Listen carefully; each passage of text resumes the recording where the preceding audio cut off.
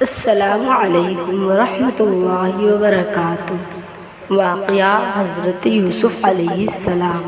قرآن کریم نے اس قصے کو احسن القصص کہا ہے، جس کے بارے میں اللہ تعالیٰ نے پوری سورت یعنی سورہ یوسف نازل فرمائی۔ اس قصے میں دو عظیم نبیوں کا ذکر ہے، سیدنا یعقوب علیہ السلام اور سیدنا یوسف بن یعقوب علیہ السلام کا۔ اپنے بھائیوں کی وجہ سے یوسف علیہ السلام کو کن کن پریشانیوں کا سامنا کرنا پڑا اور آپ جیل خانے میں رہے اور بہت سی آزمائشوں کا سامنا کرنا پڑا۔ سورہ یوسف مکی ہے۔ سننے والے ناظرین، یہ واقعہ سن کر آپ کا ایمان تازہ ہو جائے گا اور دلوں سے بغض، کینہ، حسد سب دور ہو جائے گا۔ انشاءاللہ اس واقعے سے ہمارا ایمان اللہ پر اور بھی زیادہ مضبوط ہو جائے گا اور اس کی برکت سے ہمارے گھروں کا ماحول اور آپس میں محبت پیدا ہو جائے گی۔ تو آئیے ناظرین، حضرت یوسف علیہ السلام کا مکمل واقعہ تفصیل کے ساتھ جانتے ہیں۔ اگر آپ چینل پر نئے ہیں تو برائے مہربانی چینل کو سبسکرائب کر دیں، لائک اور کمنٹ باکس میں ضرور بتائیں ویڈیو کیسی لگی اور ایک مرتبہ اللہ ضرور لکھ دیں۔ حضرت یوسف علیہ السلام حضرت یعقوب علیہ السلام کے چھوٹے بیٹے تھے اور یعقوب علیہ السلام حضرت ابراہیم علیہ السلام کے پوتے تھے۔ اس طرح حضرت یوسف علیہ السلام حضرت ابراہیم علیہ السلام کے پڑپوتے ہوئے۔ حضرت یعقوب علیہ السلام کے 12 بیٹے تھے اور حضرت یوسف علیہ السلام سب سے چھوٹے بیٹے تھے۔ بہت خوبصورت تھے، یہ باپ ان کو بہت چاہتے تھے۔ حضرت یوسف علیہ السلام نے ایک خواب میں دیکھا کہ 11 ستارے اور چاند اور سورج انہیں سجدہ کر رہے ہیں۔ انہوں نے یہ خواب اپنے باپ کو بتایا۔ باپ نے حضرت یوسف علیہ السلام کو منع کر دیا کہ یہ خواب اپنے سوتیلے بھائیوں کو نہ بتائیں۔ حضرت یوسف علیہ السلام کے سوتیلے بھائیوں نے مل کر مشورہ کیا کہ ہمارے ابا جان یوسف کو بہت چاہتے ہیں اور ہم کو اتنا نہیں چاہتے، اسی لیے یوسف کو جان سے مار دیا جائے۔ لیکن ان میں سے ایک نے کہا، جان سے مت مارو بلکہ یوسف کو ایسے کنویں میں پھینک دو جس میں نہ پانی ہو۔ سب نے مل کر یہ بات طے کر لی۔ یہ سب بھائی اپنے باپ کے پاس آئے اور کہا کہ آپ یوسف علیہ السلام کو ہمارے ساتھ کھیلنے کے لیے بھیج دیں۔ ان کے باپ حضرت یعقوب علیہ السلام نے کہا، مجھے ڈر ہے کہ کہیں تم کھیل میں لگ جاؤ اور کوئی بھیڑیا جنگل میں اس کو کھا جائے۔ بھائیوں نے کہا کہ ہم ایک طاقتور جماعت ہے، ایسا کیسے ہو سکتا ہے؟ آخر باپ نے حضرت یوسف علیہ السلام کو بھائیوں کے ساتھ بھیج دیا۔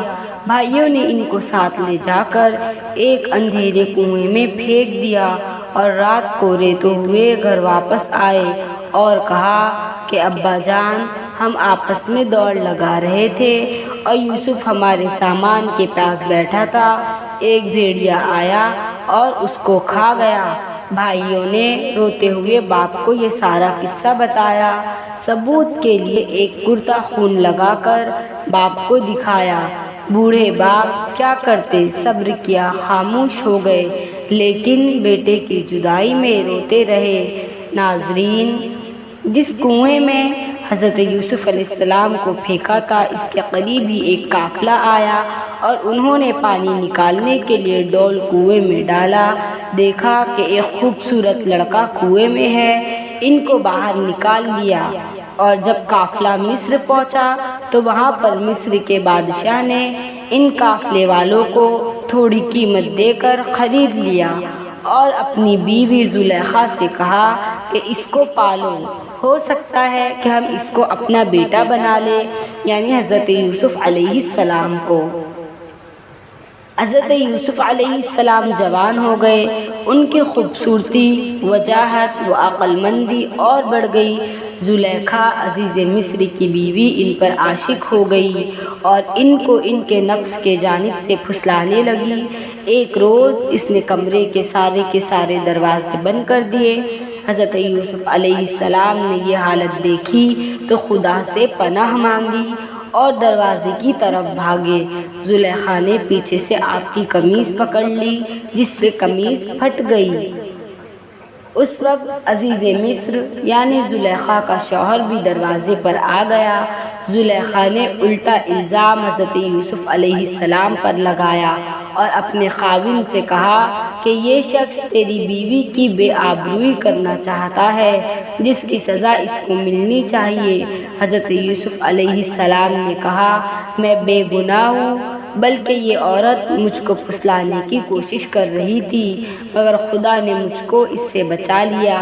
آخر یہ معاملہ قاضی کے پاس پیش ہوا۔ قاضی نے حضرت یوسف علیہ السلام سے صفائی کے لیے گواہ طلب کیے۔ حضرت یوسف علیہ السلام نے عزیز مصر کے خاندان کے ایک معصوم اور ننھے بچے کی طرف اشارہ کیا کہ یہ اس وقت وہاں پر موجود تھا، یہ سچی گواہی دے گا۔ ننھے بچے نے کہا اگر قمیض آگے سے پھٹی ہے تو یوسف مجرم ہے اور اگر قمیض پیچھے سے پھٹی ہے تو یوسف سچے ہے اور زلیخا جھوٹی ہے۔